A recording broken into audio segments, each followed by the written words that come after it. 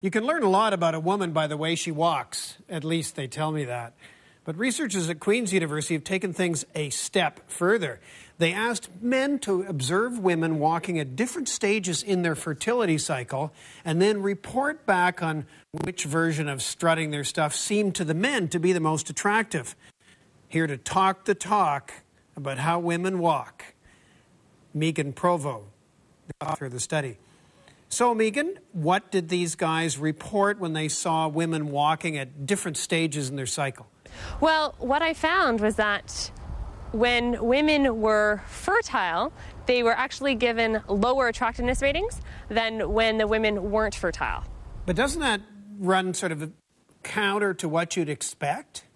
Yeah, it actually did, and at first I thought I must have done something wrong.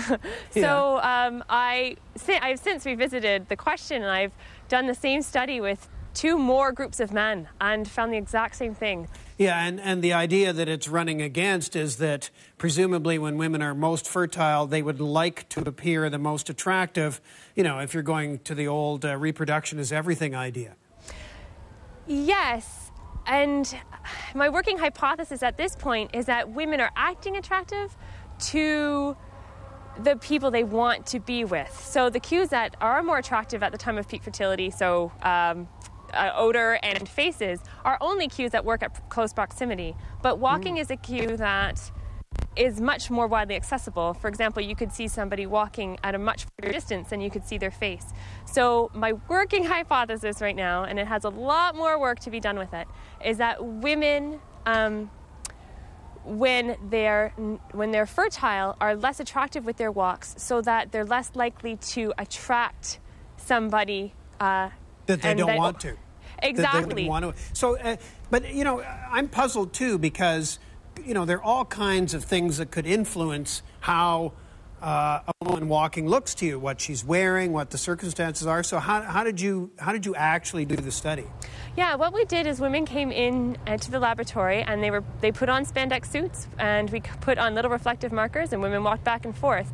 And then those reflective markers, picked up by infrared cameras, were modeled to look only like stick figures or points of light on a screen. So men actually didn't see a woman per se. They only saw points of light that when you see them look just like somebody who's walking. And so that's what they were judging, not, you know, the clothes she was wearing. Women, right. Exactly. But the actual walks of a woman. Oh, but I can see how you could tell just from the movement of a set of dots that it's a person walking, and maybe even a woman rather than a man. Yeah. But what differences are showing up that actually allow men, you know, to make judgments? I mean, how different do women walk across their cycle?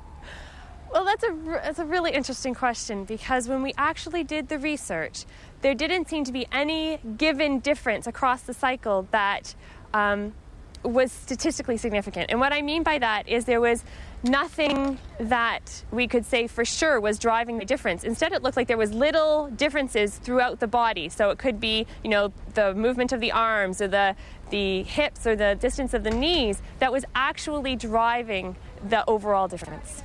We do know that hormones are going to change the ligaments, and that could change the actual positioning of the hips, positioning of the knees, etc. for when women are walking.